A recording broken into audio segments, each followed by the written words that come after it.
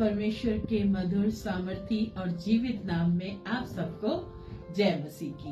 प्रियो, आप सबको फिर से स्वागत करती हूँ the lord is my shepherd channel पर। आज मनन करने का विषय जो परमेश्वर ने मुझे और आपको दिया है वो है परमेश्वर हमारे साथ तो भय किसका, जो लिया गया है पवित्र शास्त्र बाइबल में से रोमियो की पुस्तक उसका 8वां अध्याय उसकी 31वीं आयत में, यदि परमेश्वर हमारी ओर है तो कौन हमारे विरुद्ध हो सकता है। मेरे प्रियो भाइयों और बहनों, रोमियो 8:31 में लिखा है, यदि परमेश्वर हमारी ओर है तो कौन हमारे विरुद्ध हो सकता है। क्वेश्चन मार्क लगा है, वहाँ प्रश्न चिन्ह है, वहाँ पे पूछा जा रहा है कि कौन हमारे विरुद्ध हो सकता है अगर परमेश्वर पिता मेरे और आपके साथ है। यह वचन हमें हमारे विश्वास की गहराई और परमेश्वर की महानता को याद दिलाता है। इस वचन को पढ़ के हमें ये पता चलता है कि हमारे विश्वास में कितनी गहराई है और परमेश्वर कितने महान है, जो हमें हमारी हर प्रॉब्लम्स में घेरे रहते हैं, पकड़े रहते हैं, सामर्थ्य देते हैं। क्योंकि बड़े से बड़े दुश्मन, बड़े से बड़ी चुनौतियां, बड़ी से बड़ी कठिनाइयां हमें छू भी नहीं सकती।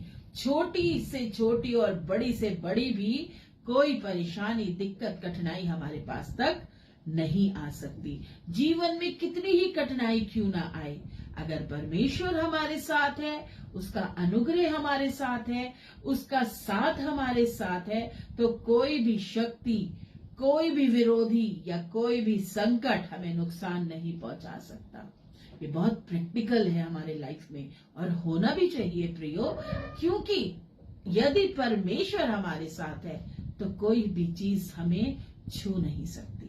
कोई भी प्रॉब्लम्स, कोई भी प्रकार की शक्ति, कोई भी प्रकार का विरोधी हमें छोटा सा भी, एक राई के दाने के बराबर भी नुकसान नहीं पहुंचा सकता। प्रियो, जब हम परमेश्वर पर भरोसा रखते हैं तब हम जानते हैं कि हमारे हर संघर्ष में, हर परीक्षा में, हर बहे हुए हमारे आंसू में वह हमारे साथ होता है। वो हमारा साथ दे रहा है, हमें देख रहा है, हमें अनुग्रह देने के लिए तैयार है।